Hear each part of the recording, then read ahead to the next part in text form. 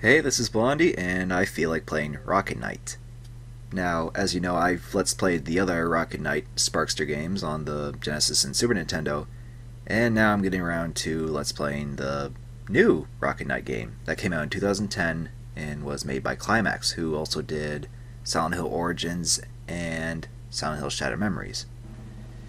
When this game was announced, I was actually pretty excited because I was like, wow, they're actually bringing the series back, essentially.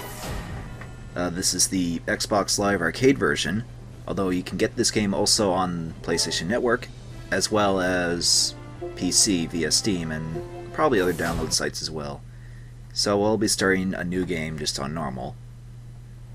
And there's loading in this game, but it's not too long of load times, fortunately. Plus we get a little description of what's going on anyway. And right there is Sparkster, who, after the events of the games, decided to settle down and be a farmer.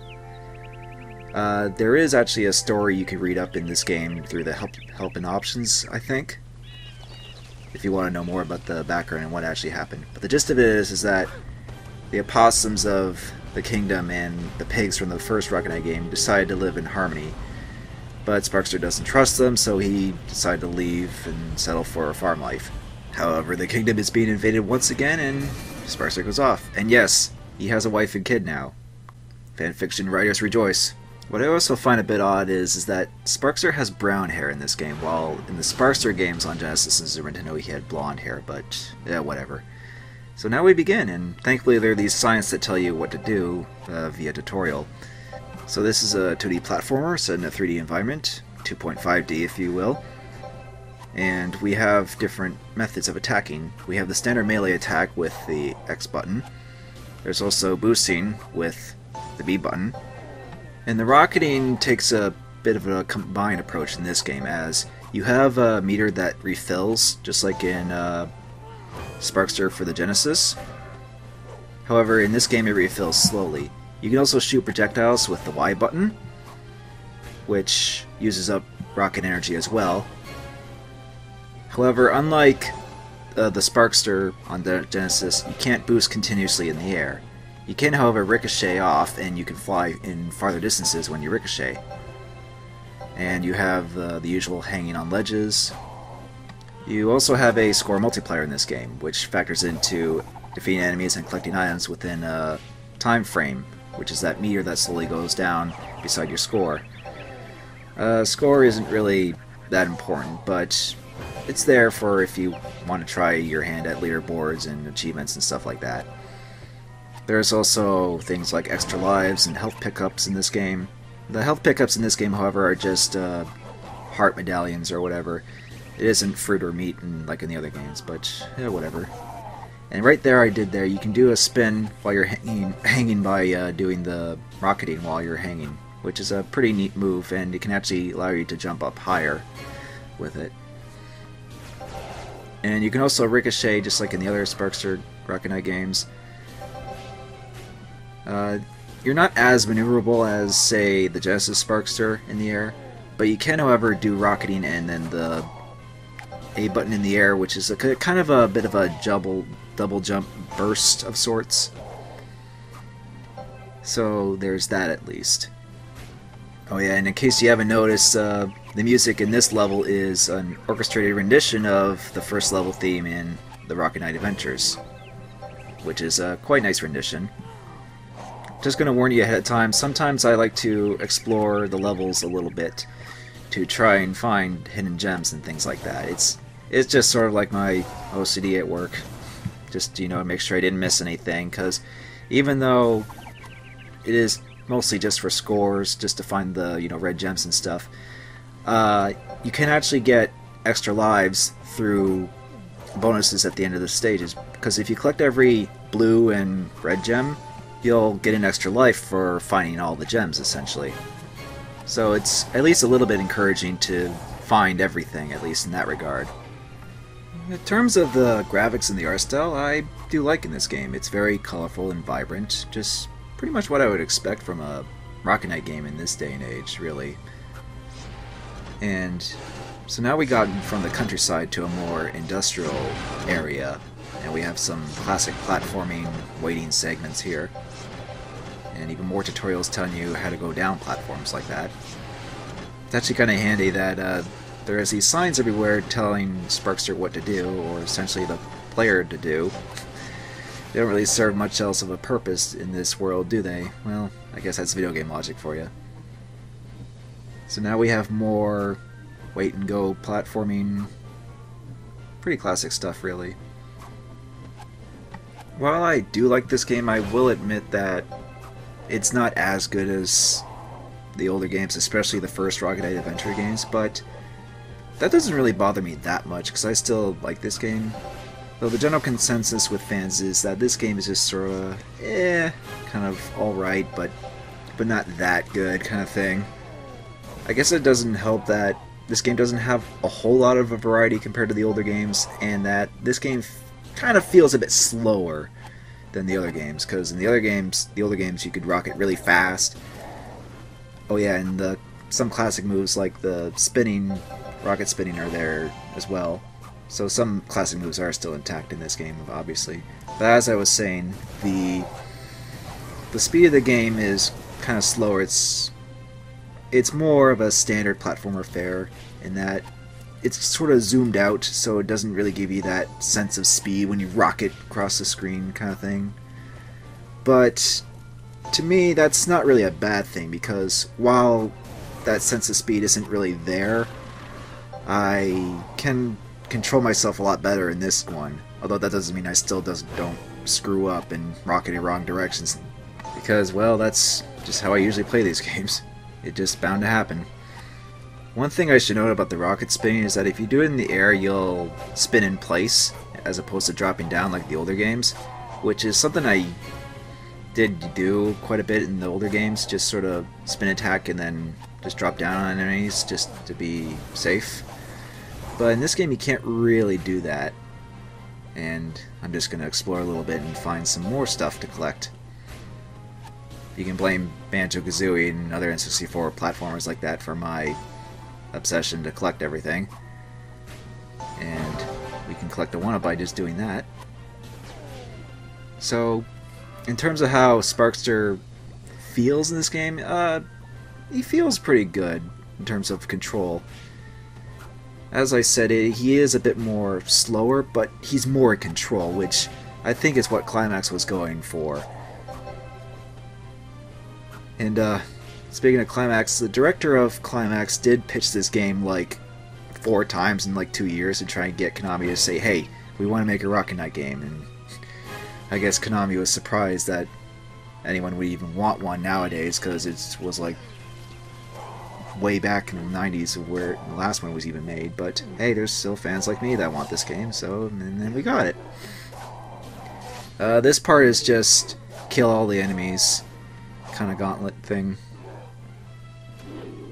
And slow-mo, and we do a spin attack because it looks cool in slow motion.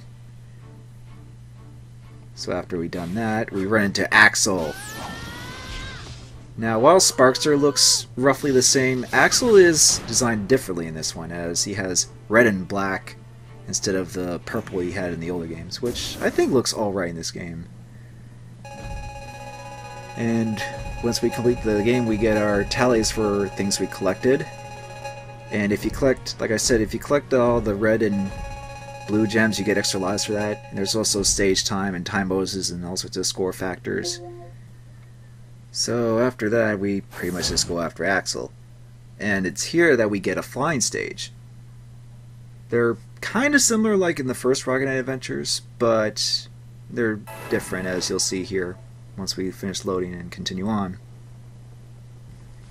So the flying stages in this game are, while not nearly as fast as the original Rocket Knight Adventures, are still, well, they're still alright, and you get to fly around and shoot stuff.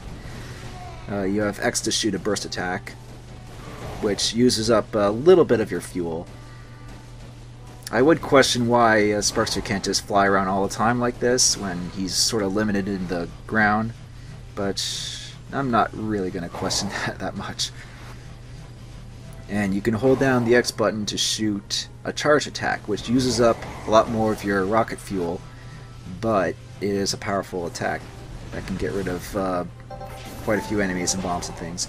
You can also press the B button to fly around faster, which helps you to collect things and avoid things faster.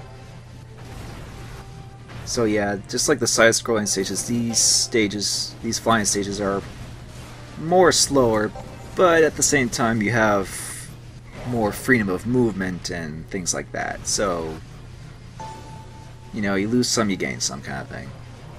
Though I will admit these flying stages go on for just a bit too long. But, you know, I still have fun with this game and these stages in general, so it's not too bad, really. Unfortunately, that means there isn't really a whole lot to talk about during these stages, because it's more or less the same throughout. Ooh, angle change. Which means we're transitioning to a lower level, and yeah, now it tells me that you can do that. Thanks. Even though I already know. So now we're down to a lower level, and there's these wolves with rocket launchers.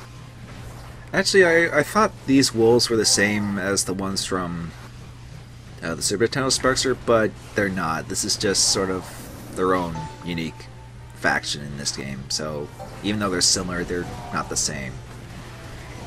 So, unfortunately, this game just references the Rocket Knight Adventures and Rocket Knight Adventures 2, which was the Genesis Sparkster. So, that means Super Nintendo Sparkster is not really in the continuity. Oh well. That one is just considered a spin-off game anyway. I think I said a bit earlier that it was a producer of Climax that pitched this idea to Konami several times, but it was actually Tom Hewlett who, when he joined Konami, that's when he pitched this idea several times, 4 times within 2 years.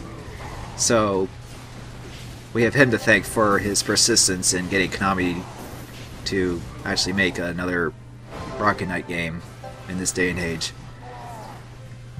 And according to the wiki as well, Climax was chosen due to their facial animation technology, which allows Sparkster to produce expressions just like his 16-bit games, which you don't see a whole lot here, but it's there.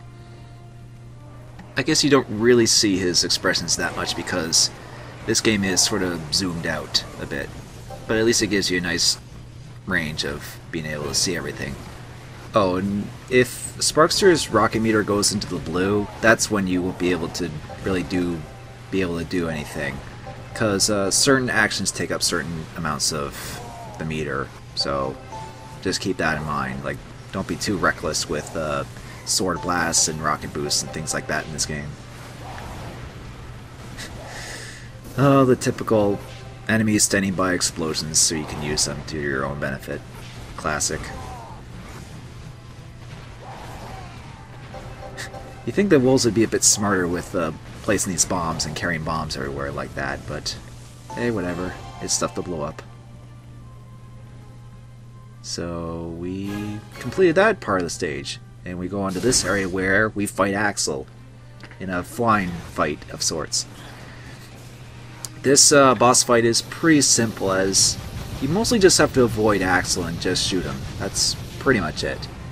However, he'll do stuff like that, like put out purple poison clouds, and he'll try and attack you. However, when he's like that, you can just go up and, well, rape him.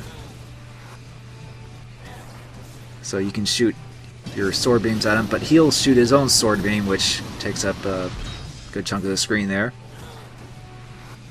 But, you know, for a first fight in this game, it's pretty simple. Also, unlike the other games, you just have this fight and then the straight-up fight later on in the game. There is no robots or anything to control in this game, which is kind of bad, but at the same time good, because after the Super Nintendo Sparkster, I never want to fight Axel and a robot ever again. So, he's almost dead.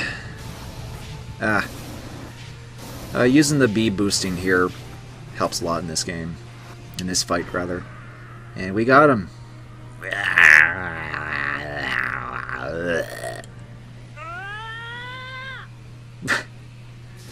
The noises Axel and Sparkster make are kind of funny in this game.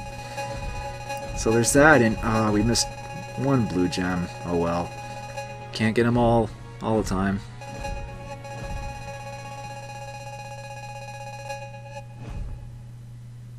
So yeah, we'll just go on to the next stage then.